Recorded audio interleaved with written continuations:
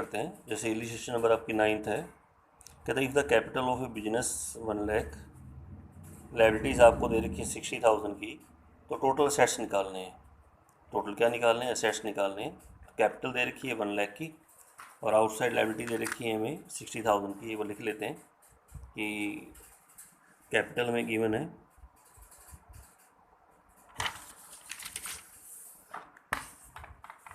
Capital हमें दे रखी है 1 लाख, लायबिलिटीज़ दे रखी हैं हमें 60,000 की, तो हमें एसेट्स निकाल के दिखाने हैं। क्या निकाल के दिखाने हैं? एसेट्स। तो एसेट्स का एक बार फार्मूला देखना क्या होता है। पहले एसेट्स का जो फार्मूला होता है लायबिलिटी प्लस क्या होता है? कैपिटल। ये आपको बताया था ना। तो एसेट्स इक्वल टू, पहले फार्मूला लेंगे, लायबिलिटी प्लस कैपिटल। तो लायबिलिटीज़ होगी 60,000 की और कैपिटल होगी 1 लाख की। तो 1,60,000 के हमारे क्या बन जाएंगे? एसेट्स बन जाएंगे। तो एसेट्स का फार्मूला क्या होता है? Liability plus capital. तो लायबिलिटी गिवन है, कैपिटल गिवन है, तो लायबिलिटी प्लस कैपिटल को ऐड कर दीजिए। 1,60,000 के हमारे क्या निकल के आएंगे? एसेट्स आपके निकल के आ जाएंगे। क्वेश्चन समझ में आ गया? कौन सा क्वेश्चन था ये? 9th क्वेश्चन था। नेक्स्ट 10th क्वेश्चन करते हैं।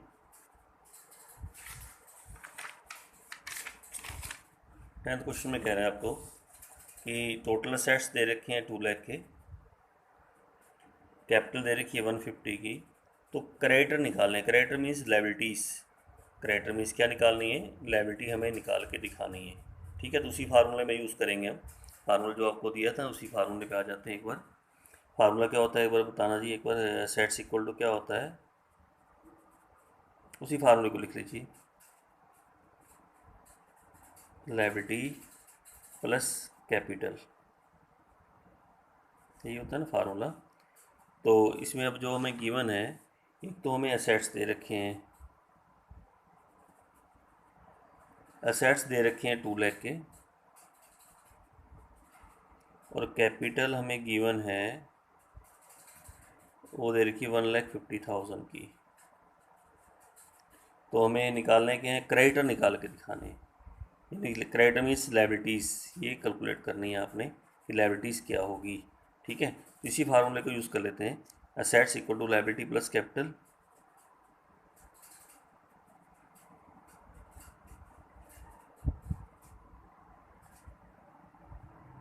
तो एसेट्स में 2 लाख लिख लेंगे यहाँ पे, 2 लाख। क्रेडिटर निकालने, क्रेडिटर मीन्स लायबिलिटी निकालनी है, क्रेडिटर लिख लीजिए प्लस कैपिटल 1,50,000। तो क्रेडिटर निकालने कैसे निकलेंगे? 150 आपके इधर चला जाएगा तो क्रेडिटर आपके पास आ जाएंगे। यानी क्रेडिटर हो जाएंगे 2 लाख माइनस 150, तो 50,000 के हमारे क्रेडिटर आ जाएंगे। 50,000 के हमारे क्या निकलेंगे? क्रेडिटर। ये आपके निकल के आ जाएंगे। हाँ जी, क्वेश्चन समझ में आ गया। तो अर्धो असेट्स इक्वल टू क्या होता है? Liability plus capital. असेट्स दे रखी है, कैपिटल दे रखी है, तो क्रेडिटर आपके निकल के आ जाएंगे। क्रेडिटर आपके निकल के आएंगे 50,000 के क्रेडिटर, ये आप निकाल लेंगे। हाँ जी, क्वेश्चन समझ में आ गया। 10th क्वेश्चन आप सबको। नेक्स्ट क्वेश्चन देखते हैं एक बार। 11th क्वेश्चन को पढ़ते हैं, क्या स्टेटमेंट क्या रखा है 11th क्वेश्चन में। 11th क्वेश्चन में कह रहा है कि ए ने बिजनेस स्टार्ट किया है, कैपिटल कितनी लगाकर? 5 लाख लगाकर। ये हमें जो होती है ना, जैसे फर्स्ट अप्रैल की जो कैपिटल दे रखी है, फर्स्ट अप्रैल को स्टार्ट किया, ओपनिंग कैपिटल होगी। कौन सी कैपिटल होती है? ओपनिंग। जो फर्स्ट अप्रैल वाली कैपिटल होगी, फर्स्ट अप्रैल से स्टार्ट किया जो बिजनेस, जो कैपिटल लगाएगा उसको ओपनिंग कैपिटल बोलते हैं। यानी 5 लाख ओपनिंग कैपिटल है। और 31 मार्च को उसके असेट्स दे रखे हैं 7,80,000 के, लायबिलिटी दे रखी है 70,000 की। तो आपने एक तो क्लोजिंग कैपिटल निकालनी है और एक प्रॉफिट निकालना है, और ये दोनों फार्मूले मैंने आपको दिए थे अभी। क्लोजिंग कैपिटल का फार्मूला भी आपको दिया था और प्रॉफिट निकालने का फार्मूला भी आपको दिया था। तो ये दोनों चीज़ें आपने निकालनी है। सबसे पहले तो जो जो डाटा दे रखा है उसको मैं एक बार लिख लेता हूँ। अब ये ने बिजनेस स्टार्ट किया कितनी कैपिटल लगाकर? 5 लाख। तो ये हमारी ओपनिंग कैपिटल है, यानी ओपनिंग कैपिटल हमें गिवन है 5 लाख की। ठीक है, इसके अलावा उसने असेट्स दे रखे हैं, असेट्स हमें दे रखे हैं 7,80,000 के, और एक हमें लायबिलिटीज़ दे रखी हैं।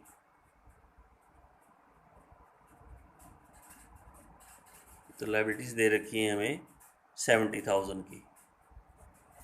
निकालना क्या है, एक तो क्लोजिंग कैपिटल निकालनी है,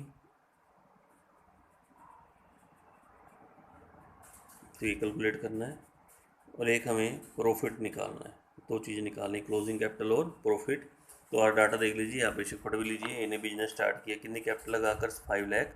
ऑन 31 मार्च 2012 को उसके असेट्स दे रखे 7,80,000 के, लाइबिलिटी दे रखी 70,000 की।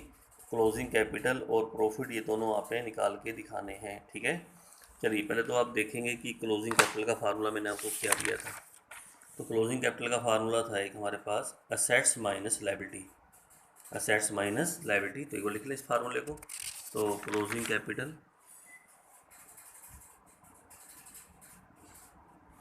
जो फार्मूला होता है वो होता है असेट्स माइनस लाइबिलिटी। तो असेट्स आपको दे रखे 7,80,000 के, तो पहले क्लोजिंग कैपिटल निकाल लेते हैं। 7,80,000 के असेट्स, लाइबिलिटी दे रखी 70,000 की, तो 7,10,000 ये हमारी कौन सी कैपिटल आ गई, क्लोजिंग कैपिटल आ गई। कौन सी कैपिटल आ गई, closing capital assets minus liability. Assets आपके 7,80,000 के, लाइबिलिटी 70,000 की, 7,10,000 की हमारी कौन सी कैपिटल आ गई, क्लोजिंग कैपिटल आपकी निकल के आ गई, ठीक है। अब हमें प्रॉफिट निकालना है। क्या निकालना है, प्रॉफिट। पहले तो प्रॉफिट का फार्मूला देखिए आपका क्या होता है। ये फार्मूला है closing capital minus additional capital plus drawing minus, पूरा फार्मूला लिखना है डिटेल में। वहाँ जिसने छोटा फार्मूला बुक में लगा दिया, आपको भी पूरा फार्मूला पहले आप लिख लेना। तो प्रॉफिट का जो फार्मूला आपको दिया ना, नोट कर लिया होगा आपने। फार्मूला होता है closing capital minus additional capital plus drawing और minus opening capital. Closing capital plus minus additional capital, additional को fresh capital plus drawing minus opening capital. चलिए क्लोजिंग कैपिटल अभी आपने जस्ट निकाली थी ना, 7,10,000, ये तो यहाँ लिख लेंगे। एडिशनल कैपिटल चलो है नहीं, जीरो लग, जीरो है ही नहीं रखी है, ठीक है। ड्राइंग भी आपकी जीरो नहीं है, जीरो मान लेंगे, जीरो है ही नहीं वहाँ पे। और minus opening capital, opening capital आपको दे रखी थी 5 लाख, बस 2,10,000 आपका प्रॉफिट निकल के आ गया। 2,10,000 क्या निकला, प्रॉफिट। ये प्रॉफिट हमारे पास निकल के आएगा। हाँ जी, क्वेश्चन समझ में आ गया सबको ये वाला। नेक्स्ट क्वेश्चन करें। नेक्स्ट क्वेश्चन आपका 12th है। डाटा पढ़ लेते पहले, क्या क्या दिए गिवन क्या दे रखा है, स्टेटमेंट क्या है। सुरेंद्र मोहन ने बिजनेस स्टार्ट किया 1 अप्रैल 2011 को। कैपिटल कितनी लगाई, 7,50,000 कैपिटल लगा के। ये अब आपकी 1 अप्रैल की कैपिटल, यानी कौन सी कैपिटल है आपकी, ओपनिंग कैपिटल लिख लेते हैं।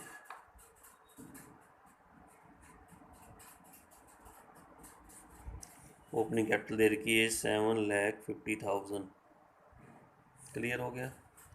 उसके बाद उसने लोन लिया है फिर 2 लाख का पीएनबी से। लोन होता है लाइबिलिटी, लोन क्या, तो लोन ले तो लोन वापस करना पड़ेगा ना, तो लोन क्या रहेगा, लाइबिलिटी। लाइबिलिटी दे रखी 2 लाख की, तो लाइबिलिटीज़ हमें दे रखी है 2 लाख लाइबिलिटीज़।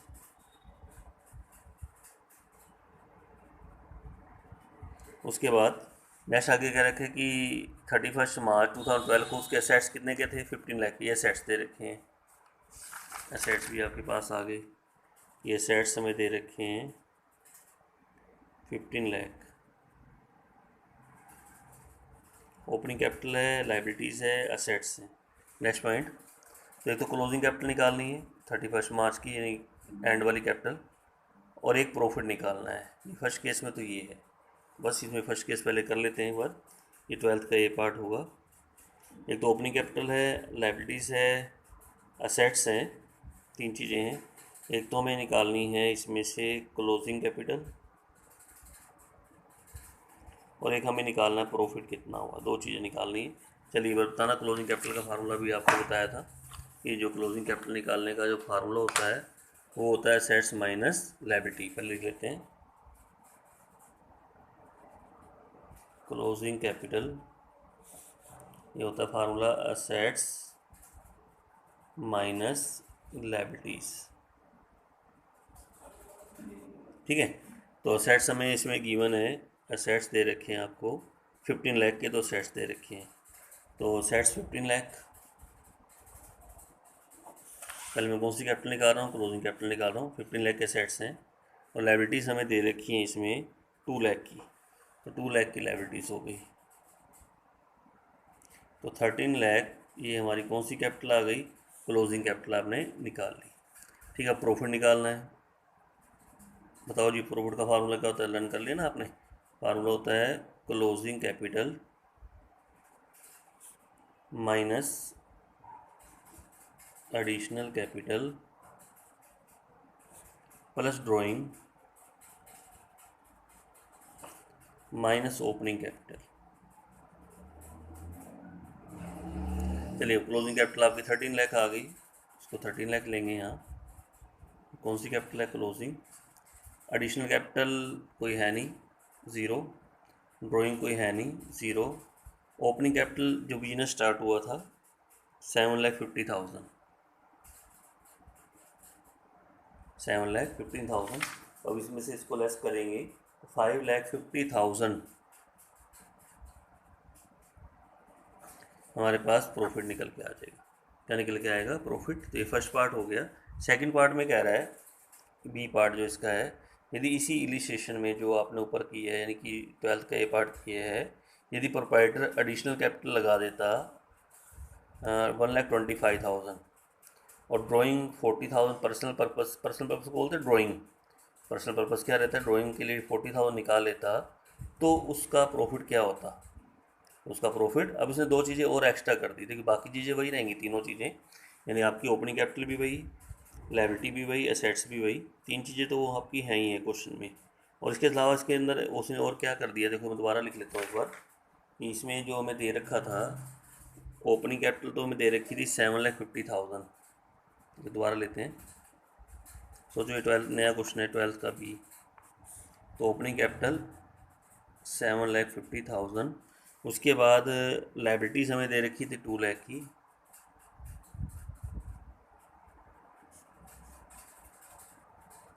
नेक्स्ट पॉइंट है असेट्स हमें दे रखे थे 15 लाख की, ये तो है ही है, ये टर्म तो आपको दे ही रखी है। इसके अलावा उसने अब दे दी कि एडिशनल कैपिटल भी दे रखी है क्वेश्चन में, और हमें ड्राइंग भी दे रखी है। एडिशनल कैपिटल जो हमें दे रखी है वो दे रखी है हमें इसमें 40, एडिशनल कैपिटल उसने लगाई है 1,25,000 और 40,000 उसने पर्सनल पर्पज़ के लिए निकाले, ड्राइंग दे रखी है, यानी 1,25,000 तो हमारी एडिशनल कैपिटल हो गई और प्रॉफिट आपका होगी, ड्राइंग होगी 40,000 की। ड्राइंग कितनी होगी, 40,000 की। तो इससे हमने फिर आपने वो निकालना है कि आपका प्रॉफिट कितना होगा, और एडिशन दोबारा दोनों चीज़ें निकाल के दिखा देते हैं। एक तो मैं निकाल लेता हूँ इसमें से क्लोजिंग कैपिटल क्या होगी, तो ये निकालते हैं, और प्रॉफिट क्या होगा।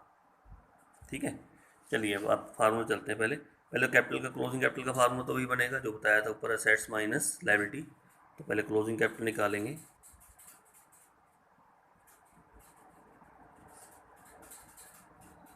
Assets minus liability. ठीक है जी, असेट्स हमें कितने दे रखे, 15 लाख के, और लायबिलिटी हमें दे रखी 2 लाख की। तो 13 लाख की तो हमारी क्लोजिंग कैपिटल हो गई, ये तो वही निकलेगी सेम जो ऊपर निकली 13 लाख। अब प्रॉफिट निकालते हैं। प्रॉफिट का पूरा फार्मूला अब आपके पास सारा डाटा है। तो फार्मूला रहेगा क्लोजिंग कैपिटल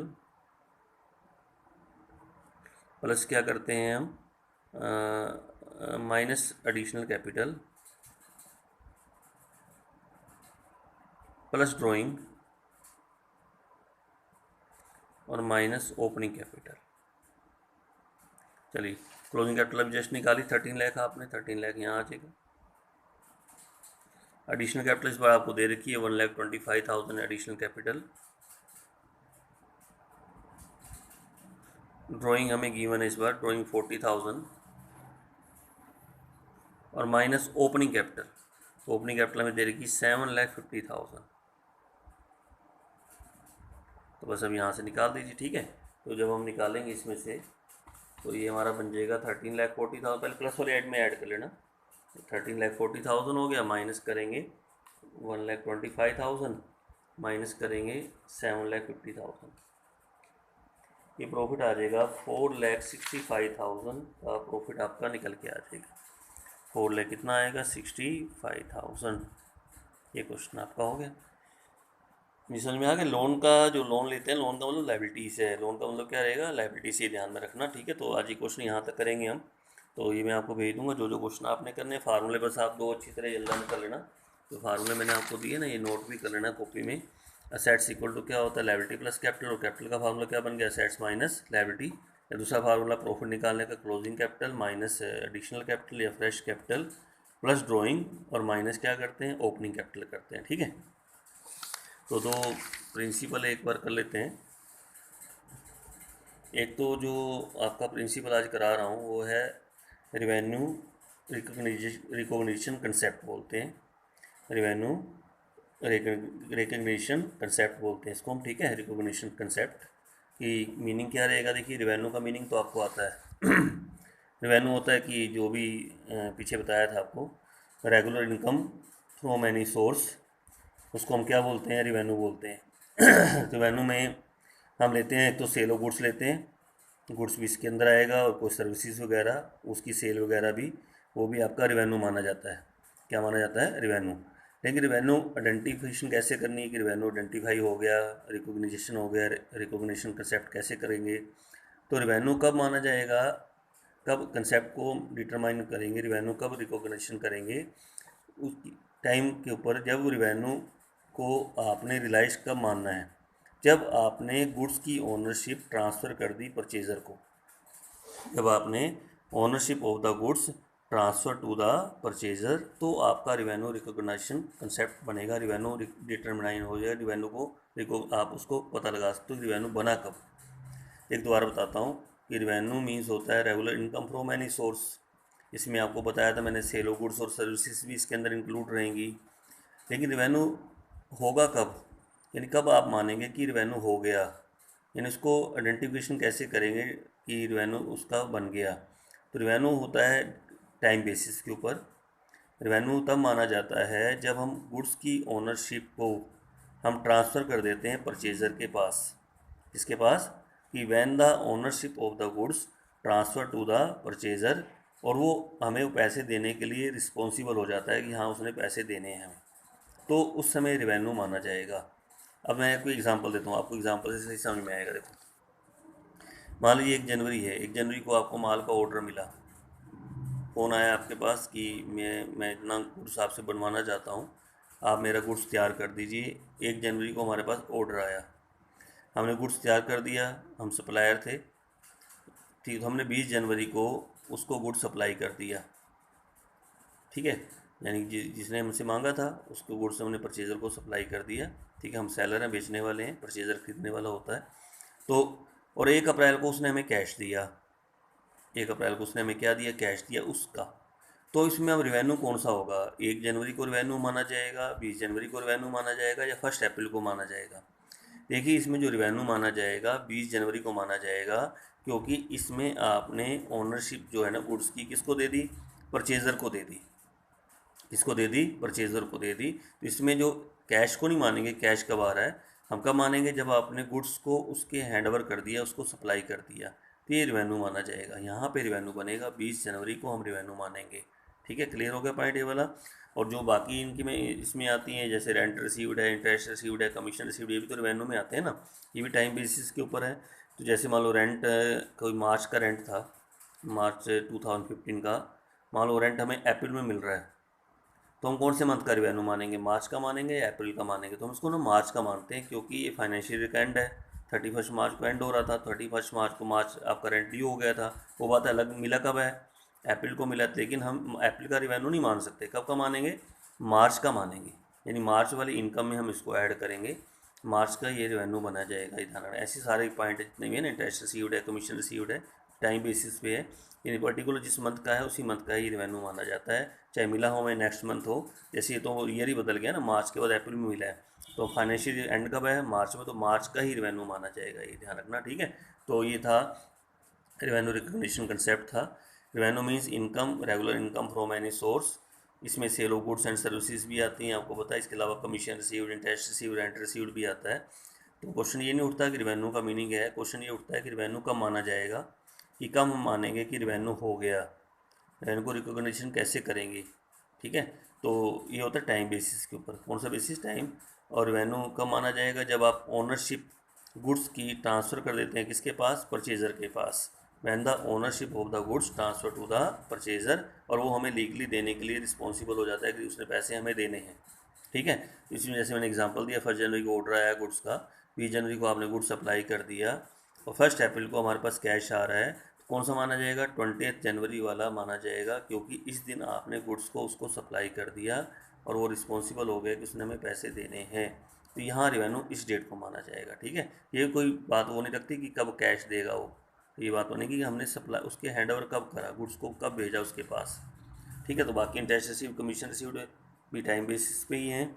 जैसे रेंट कोई मार्च का था, मिला कब है? अप्रैल को, तो भी हम कब का मानेंगे? रेंट मार्च का माना जाएगा, क्योंकि फाइनेंशियल ईयर का क्लोजिंग है, मार्च में है, तो मार्च का ही रेंट माना जाएगा, मार्च 15 का ही रेंट वो लेंगे, यानी उसी की मार्च वाले रिवेन्यू में ही उसको हम ऐड करेंगे रेंट को, ही ध्यान में रखना। ठीक है, और एक प्रिंसिपल और होता है, वो है मैचिंग कंसेप्ट।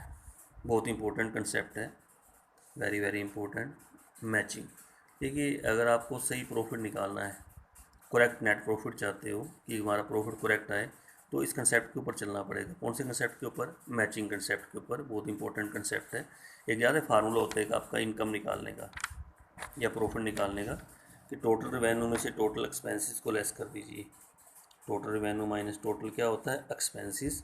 तो उसमें से इसको लेस करेंगे तो हमारे पास इनकम आ जाती है। लेकिन जो रिवेन्यू कितने टाइम का आप लोगे, तो एक्सपेंसेस भी आपने उतने टाइम के ही लेने हैं, तभी आपकी मैचिंग हो पाएगी।